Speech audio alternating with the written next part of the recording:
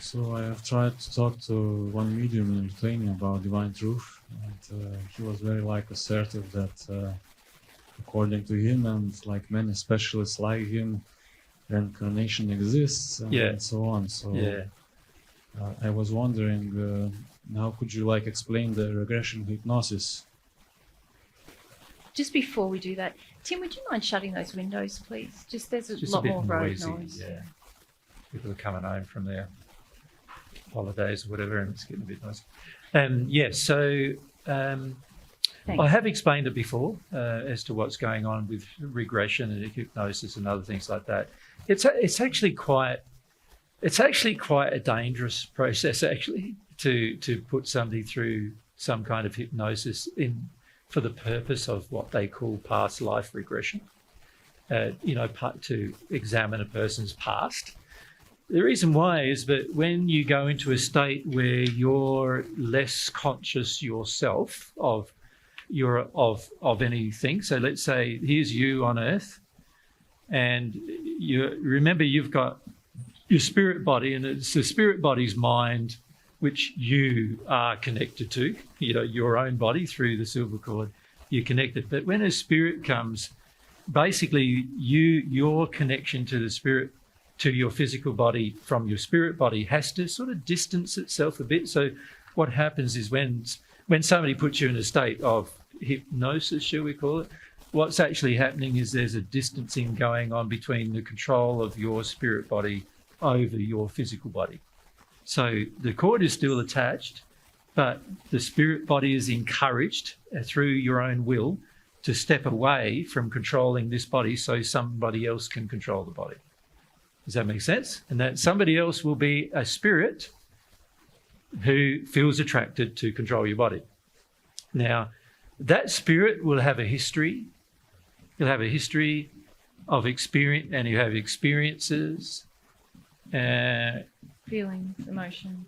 Your feelings, emotions, senses. Obviously he's still got the ability to smell things and taste things and touch things. But while you're in this state where you don't have complete control over the mind of your physical body, he can pass many of these things, including sensory feelings, through the brain of your physical body and make you feel them all. Does that make sense? Now, the problem with the past life regression theories is that 1 week it might be Joe Blow. The next week it might be somebody who is Joe Blow, but he wants you to believe that he's, King Arthur. How do you spell Arthur? T-U-H-U-R.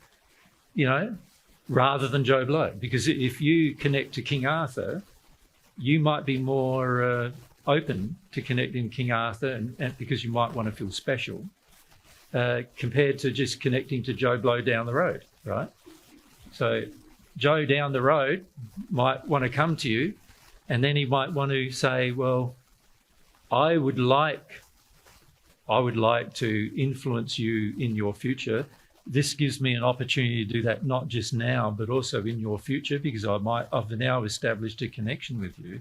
But I might feel, as that spirit, I might feel like if I can impersonate somebody rather than actually tell you who I really am, then there's a higher likelihood, if you want to feel special or you want to feel important or whatever, this person here who's going through the regression therapy, if they want to feel special, important or whatever, then it'd be better if I present myself as King Arthur or something like that. Then of course you also get there's a large group of spirits in the spirit world, in Earthbound, who actually were important people on Earth.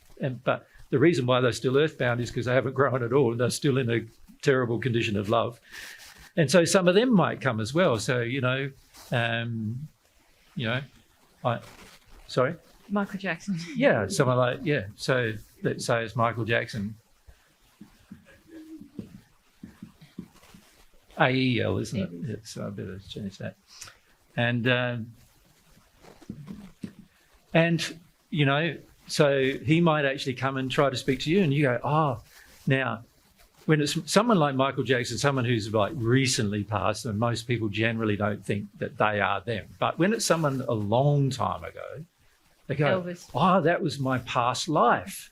And then the spirit goes, yeah, I want to tell you about me. Because most people are pretty selfish, right? Most people want to tell you their story and tell you their life. We meet people every day who just come up to us and start talking about their life. But I didn't ask you about your life. Like, why do I want to hear that? Like, it's a feeling I have. But they go, oh, I'm forcing you to listen to me. So these spirits are doing the same. Yeah, listen to me. You're open now to listen to me. So I'm going to say and think all my life. And often the person who's the therapist, so let's say we've got a therapist involved here, he might be video recording it, right? So not only does this spirit now get to be video recorded for posterity's sake, he gets to say a whole heap of things.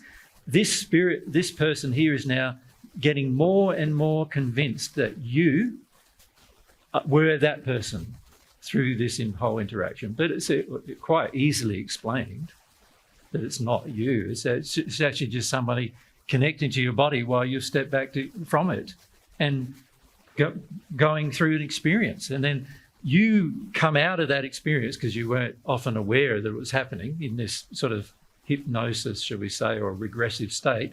And then you watch the video and you go, wow, I was King Arthur in one life, and I was Joe in the other life, and I was Michael J in the other life.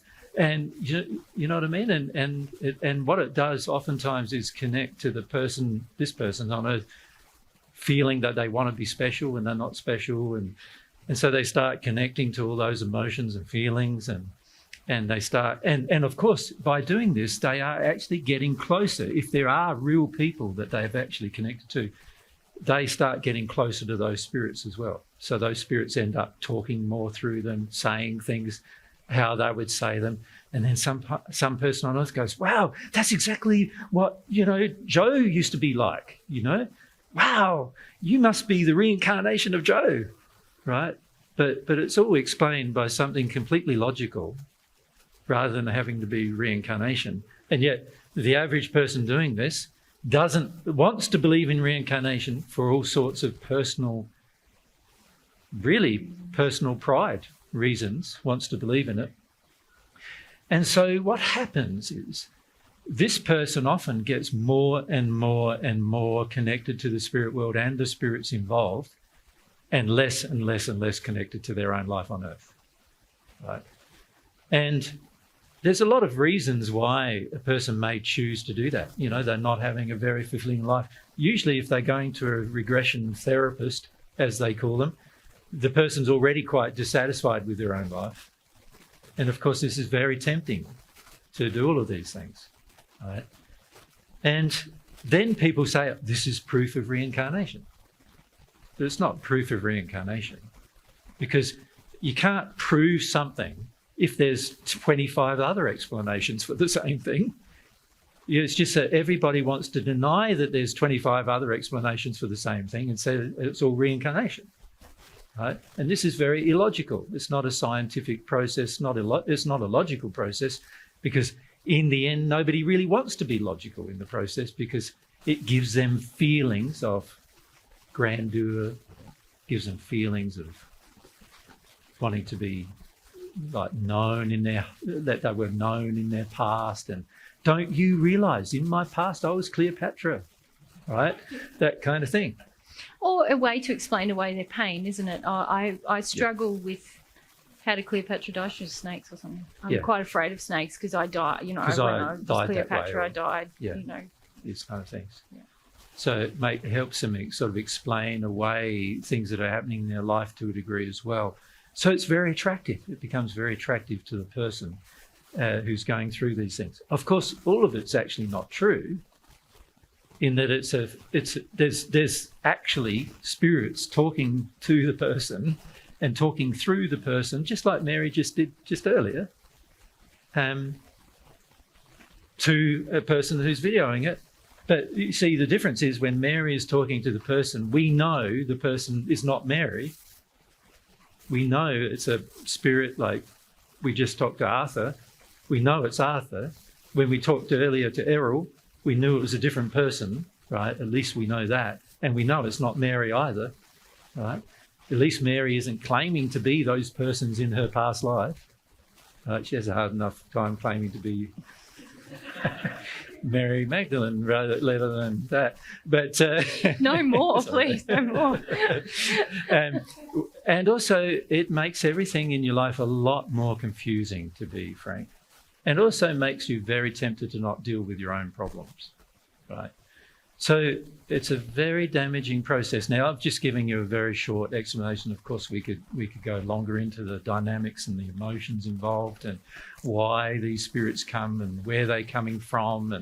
And in fact, if Mary and I were present in any of these things, we could instantly make a disconnection and talk to the spirit and say, why are you doing this? And, and it would be quite easy to deal with. But unfortunately, the people involved in these things don't want you to do that, because they would rather believe the illusion that this person is a reincarnation of, 30 or 50 other people. And I think there's been documented examples from psychologists now, of people who have had up to 200 spirits coming to them, and they've been in therapy for 10 years. You know what I mean? What a shame. Because that person's not growing, not actually changing, not actually growing by going through all these experiences. They're just getting more and more and more spiritually confused. Yeah, so very, very sad to see these things happening on Earth. And again, like Arthur was saying just earlier, it's because mediums refuse to accept some fundamental truths about the spirit world. Like a fundamental truth is there is no reincarnation. That's a fundamental truth. So they refuse to accept these fundamental truths. And then there's a fundamental truth is that, there's no such thing as a person having past lives. That's a fundamental truth. No such thing. Mary and I haven't had a past life. We have had one life, not a past one. People come up to us and say, oh, you were on Earth 2,000 years ago. I'm going, well, yeah. And then they say, and you came back. And I go, yeah. And they go, what happened in between? And I said, well, I lived a whole life in between, And I say, and I remember it. And they go, what do you mean? All they're interested in is asking me about my first century life or this life now. They don't think that the majority of my life has happened in a place that wasn't here, right? And they don't think to ask questions about that life. What that That's life because is like. There's no faith in that. Because there's no faith in that, right? On Earth, there's no faith in that. It's sort of like, I can conceptualize the fact that so person had a past life because all this theories on Earth about past lives. But we haven't had a past life. So there's nobody on Earth, or nobody in the spirit world has ever had a past life. There is one life that's continuous, that when you have it, you'll be conscious of. You'll have degrees of consciousness of that life depending on how emotionally shut down you are and how sensory shut down you are, and depending on how much you feel and whatever you've experienced. And if you try to shut down your trauma, of course, you won't remember certain parts. But if you don't shut down your trauma, you'll remember everything. That's how it is, right? But the average person doesn't want to believe any of that, who is going through this in particular, because they want to be more special than they feel. They want it to be, they do want themselves to be someone else. I said to Mary, it'd be funny. One of our friends is Queen Elizabeth II. And I said to Mary, it would be funny if we asked Queen Elizabeth II to come along. Not the Queen that just passed, of course, but we're talking about the Queen from, it's nearly 150 years ago or whatever. We met her, and the way we met her was that we were channeling the Paget, and she came along to channel the Paget.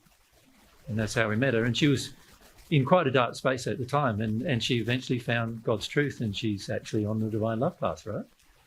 But she wouldn't have found it if she didn't come to Paget, probably, and channel through Paget. And that's how we met her, because we were channeling the Paget, so that's how we met her. And we wouldn't have met her otherwise, but I said to Mary, it'd be funny if we channeled her in England.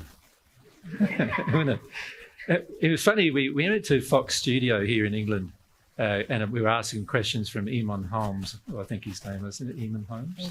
Eamon. Is that right? Yeah, Eamon. Eamon Holmes. Yeah. Okay. And he was doing a morning show, and they asked me about some question. One question they frivolously and a bit condescendingly asked me was about, how do I know I'm not Queen of England or whatever. No. They asked you. When people say, "Can you tell us?" There was 3 people. They said, yeah. I can't remember who they were. One of them was Queen Elizabeth. Yeah. And you said, actually, yeah, I know all 3 of those people, and you're able to say that. Yeah, I know all 3 of them. I think they asked about Buddha, Queen Elizabeth, and somebody else. I can't remember. Yeah, but and they expected me to. I don't know what they expected me to do, but the feeling coming from it was, they felt the whole reincarnation thing's rubbish, the whole past life thing's rubbish, which is true. And then they also go, well, you being Jesus is rubbish. And well, maybe not true. Maybe I am Jesus, and, maybe I do know these people because I met them, right? So with Mary and I've met many people. Obviously, some of them are famous and other ones are not. When I say famous on earth, there are other spirits that are famous in the spirit world who are not famous on earth. And because they did things in the spirit world that were great, and therefore they're honoured and respected for what they did. And some of them we know, most of them we know. So, we've met millions of people in the course of 2,000 years. That's how it is. You do. But this occurring is completely different to what we're describing. This is what's called past life regression, is the encouragement of earthbound spirits in particular, or spirits in the house, to have a stronger bond and relationship with a person on earth through the guise of therapy. Not good. Right? Not good. And there's also very little difference to that than schizophrenia, to be honest. Schizophrenia, people overcloak the individual, often for the same reason, because the person here feels unimportant in his own life, wants a feeling of importance, wants to get away from their own life some way or another, and the spirit comes and in different moments overcloaks the individual and gets the person to do things that the person otherwise would not potentially do. It's the same goes with manic depression. With manic depression, you have this high, and the high state, which is, I don't want to be my life anymore. The low state is, my life is depressed and I'm sad and I don't want to feel my sadness and I'm quite angry. That's the low state. And the high state is, I'll just let a spirit overcloak me and have fun with my body for a while.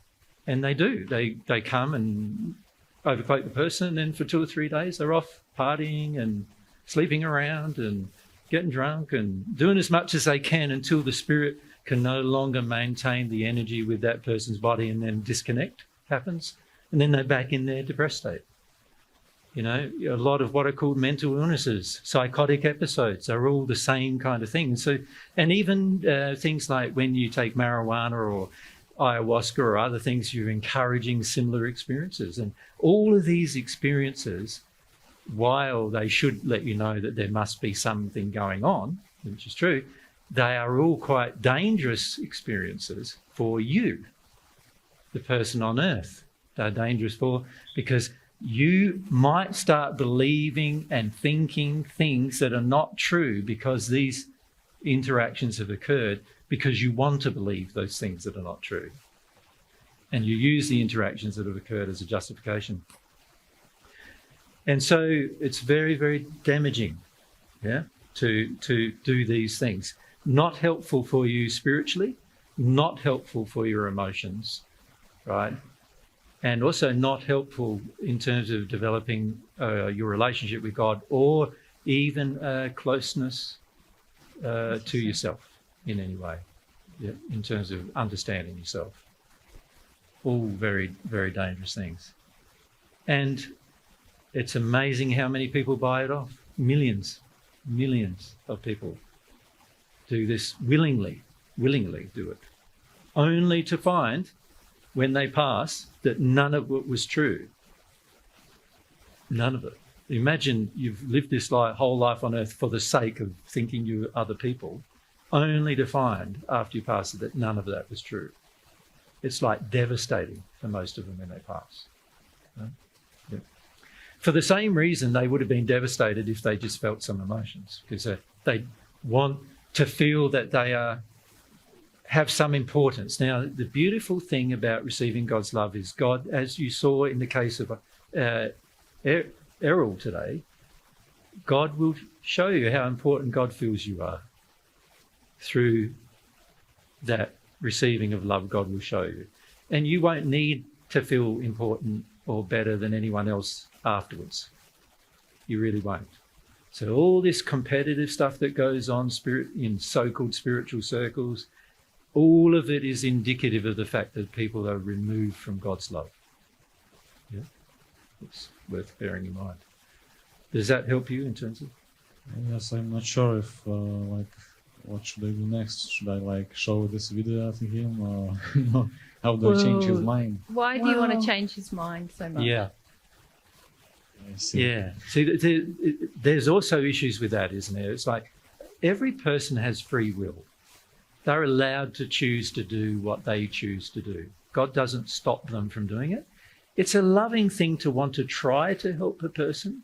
But if after you talk to them or after you show them a video of what's actually going on, they still don't want to know and they still don't want to accept, what can you do? There's very little you can do. The will of the person will be paramount in their life, and whatever they will to do, they will do. Whatever they desire to do, they will do. All we can do is demonstrate a sincere, loving interest in our friends who believe these things and share with them the truth if they allow us to. That's really all you can do. You can't force it on them. You can't pressure them. But you can say, would you like to know what the truth is about it? You can ask that. And you can also pray. See, what I've found a lot is sometimes I see things going on amongst people that I know and I go, I haven't got the opportunity yet. An example was that actually on Thursday. I felt for yourself, James, what's going on last week. And before then, when Mary first conversed with you. And I thought it'd be lovely if James gave me an opportunity to share the truth with him, right? So on Thursday, I prayed about you. I prayed about, can God arrange things so that you have a desire to know? Does that make sense? And so, lo and behold, James puts his hand up in the audience. I go, James, right? Because there's my opportunity. Like, if he didn't put his hand up, I don't really have an opportunity. I don't really have an opportunity to share with him what's going on because the will is not engaged at that point to know. But as soon as the will is engaged to know, I'm not breaking the law sharing anymore. And when you receive God's love, you become very sensitive to other people's free will. You know, you don't want to force things upon people because you understand it's your open seeking heart that has allowed love and truth to enter. You really understand sort of on an emotional level that if you try and force something on someone and they're not open or seeking it, it doesn't work anyway. So, and it's also breaking a law. It's saying, I want to override your will. You know, so your desire to change his mind, for example, is different from feeling, wow, I can see how it would benefit him and his clients if he knew the truth about it. Just have an opportunity to hear the truth. Yeah, but that they must create. Yeah, exactly. Sorry. Yeah, that's okay. It's okay. That's what I mean. Yeah. So for my interaction with James that we had, when was it, Friday? My prayer during the week about this circumstance was a part of why it happened, right? And because I asked, but also a part of why it happened was there were some influences then brought to bear upon James to finish up putting up his hand and wanting to know, having some suspicion from our prior conversations that something's going on, and then wanting to know, right? And you can work with that. When a person wants to know, you can always work with that. But when a person doesn't want to know, you don't want to fight with them, you don't want to argue with them. At the end of the day, just offer an opportunity. Look, I know what's going on. If you want to know, I'm happy to share with you, you know, and or even just watch this video. This, you know, this is how you come. This is what's going on. That's all it requires, but it does require you honouring their will, right? It requires you, if you're loving, you will not browbeat them, pressure them, argue and fight with them about something, right? And you're not invested in them changing. Yeah. It's the investment in change. You just want to share the truth with them. Your investment in someone else changing is about you. Yeah. Yeah. Is it okay, like, to write a sincere email that takes like a day to write, and just like say that this is a gift, so you are free not to accept it? Maybe in that way. Well, why not a face-to-face? Is there a reason?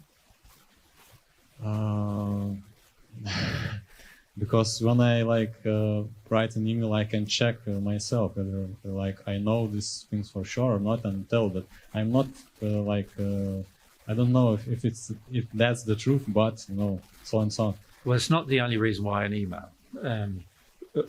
The world today is addicted to texts, emails, videos, and a lot of the reason why is because it's depersonalization of an interaction that we really do not wish to have ourselves because of the possible confrontation we will have. I feel very much the opposite. I mean, so have the personal interaction.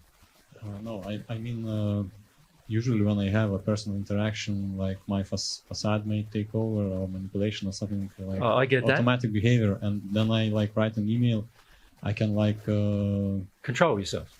Yeah, control myself, but and also you don't see a problem with that.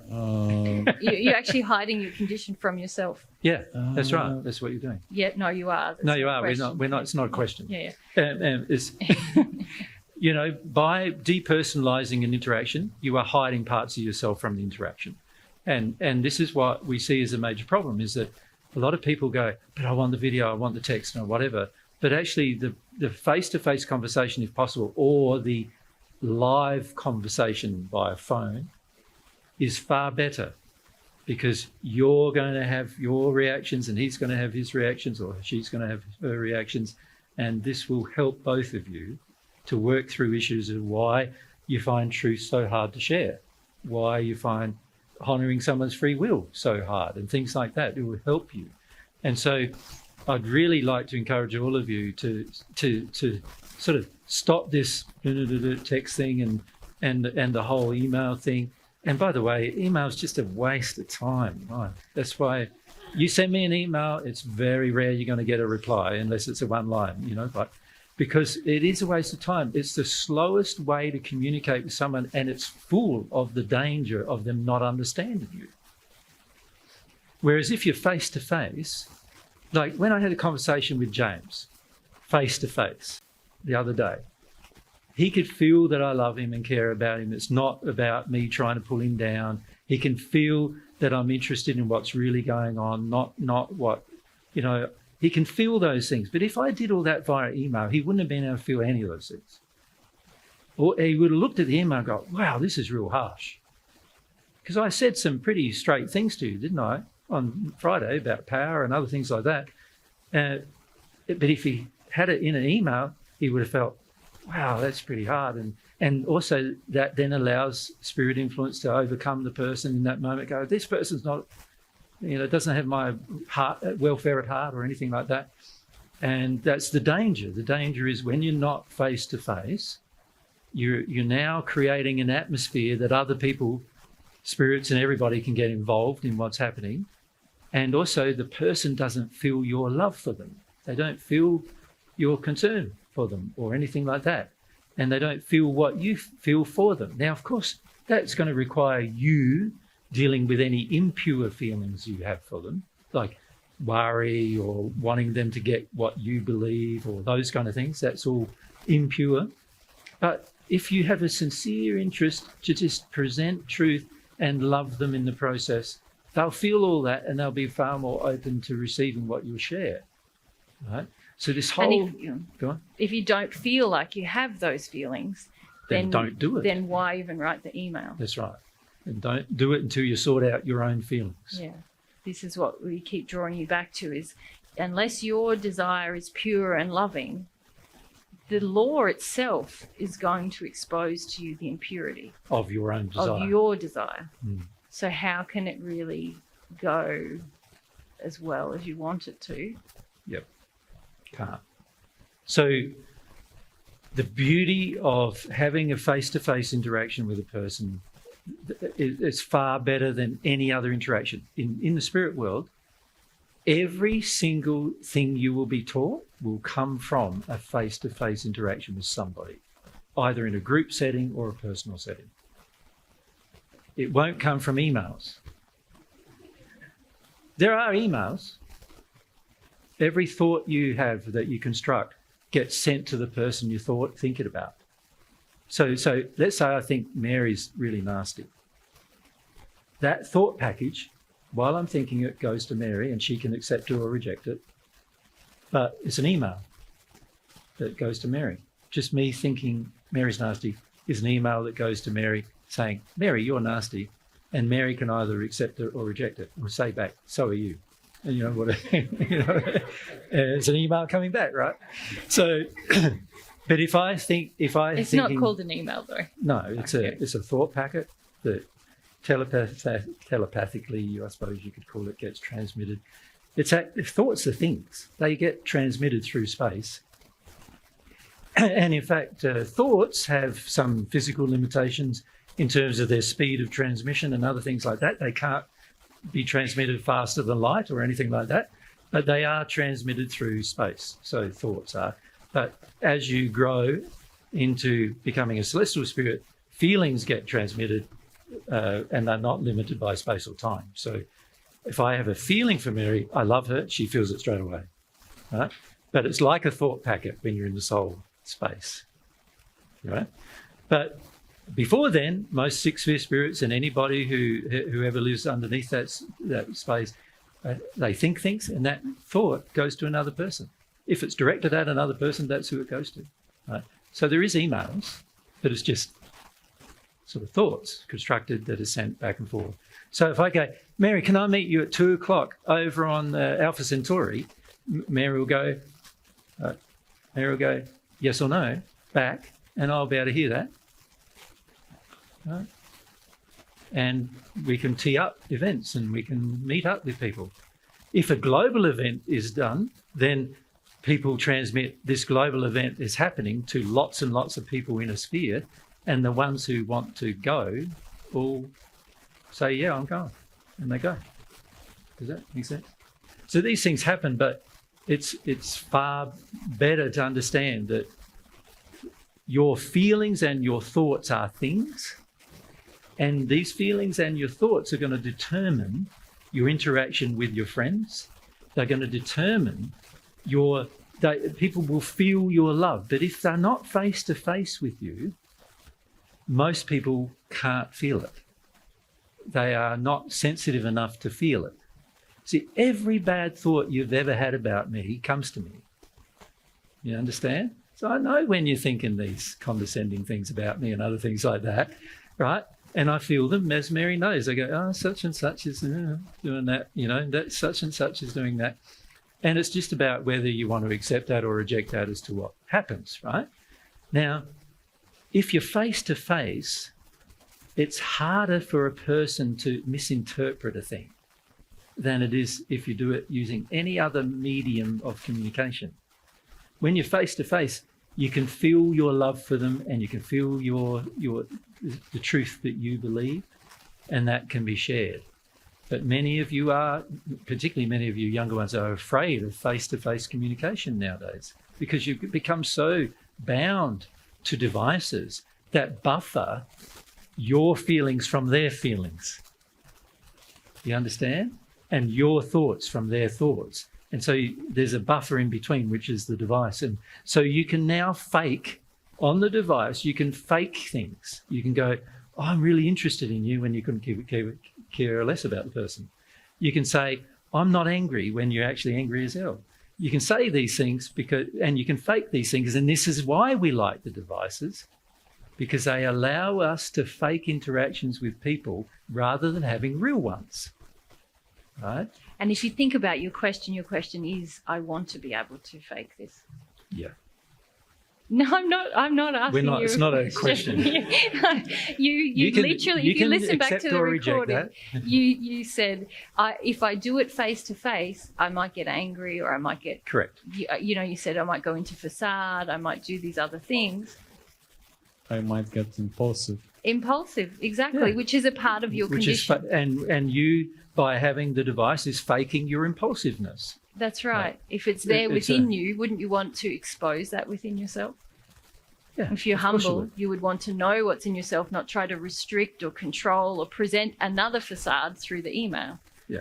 Yeah. Yeah.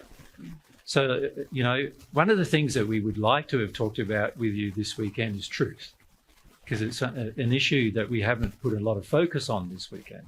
But what we find is so many of you are living a lie and not even knowing it, not even thinking you are, because you fake everything you do.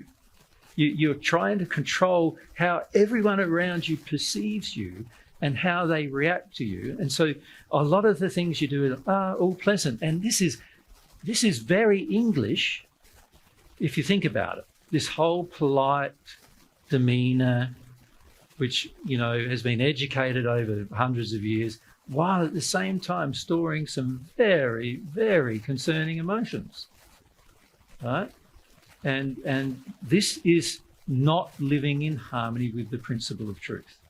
So when you communicate with another person, not face to face, you've got to make sure that the very thing you're communicating is exactly what you feel. Otherwise, you've broken a law. Mm-hmm. Mm-hmm. Right? So if you're partially angry and partially worried about your impulsiveness, you need to somehow communicate that. If you're going to communicate via a device to somebody. And this is why when most people email me and they get an email back, I am straight down the line with exactly what I feel about the subject. And they go, wow, there's a guy this week dealing with an engineer. This engineer, on June the 17th or something, I contracted him to do a small job for me. He promised he would have it done by the 27th of July. I paid him up front to complete the job. So I paid all the money up front on the 27th of June. 17th. Or even earlier than that, I think it was 17th of June. And he told me he would have the job done by the 27th of July. I emailed him on the 30th of July and asked him what's going on. He emails me back and says, oh, yeah, I haven't got to it yet. Right? So I'm patient. I wait another month. 27th of August comes by. Right? I email him back and say, what's happened to the job? Nothing. Haven't got anything from him at all. He hasn't communicating with me. Nothing. Right? Now, he needs to know that this behaviour is pretty bad. He's not taking my phone calls. He's not allowing me to go face-to-face because obviously I'm overseas. So I do need to communicate with him by the written word somehow, but I need to be straight. I need to say, what you're doing is not ethical, and also it's not what you agreed. Now, I can feel him well enough. I can feel that he thinks I'm being a pain in the neck and, being demanding and whatever else, but I'm not being demanding. He promised something on the 27th of July, and he could have communicated with me that wasn't possible, but he did not. After I had a meeting with him, in fact, 2 meetings beforehand, saying that I wanted him to communicate with me freely about every issue, and I wanted him to let me know if it wasn't possible up front. I already had laid all the groundwork for this to happen. So now, what can I do? Now, he doesn't want to hear from me, and he's also taken the money. He has also broken his contract at this stage, and that's where it is at the moment. But I can feel what he thinks. He thinks I'm being a, pain in the neck, even though he's the one who's broken his own contract and been unethical. Right? And I'm going to say that to him when I get the opportunity, because that's exactly what's happened.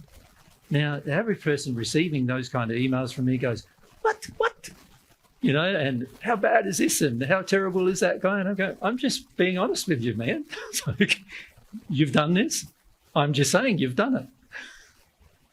What are we going to do about that? The fact that you've done it. What are we going to do that you've done that? And what are you going to do about that? I need to be straight with you about that. The average person, your generation and under, can't handle that for some reason. And part of the reason is because you're so addicted to the furry, fuzzy that come through devices.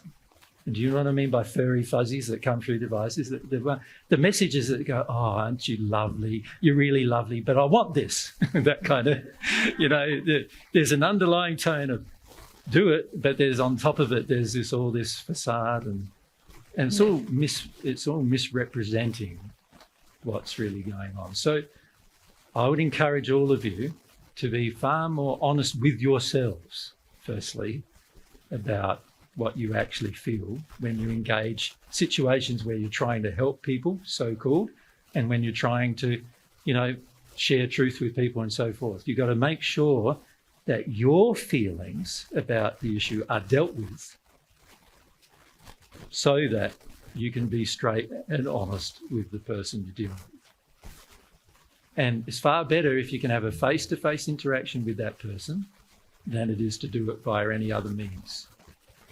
So now I might not get the engineering until I go home, which is about November the 9th or something, but one of the very first things I'm going to do is drop in and have a face-to-face with that engineer. Make sense? And he's not going to like it, but that's the way it is. That's going to have to happen. Now, we had someone else with the mic. Yep. Who was that? Sean.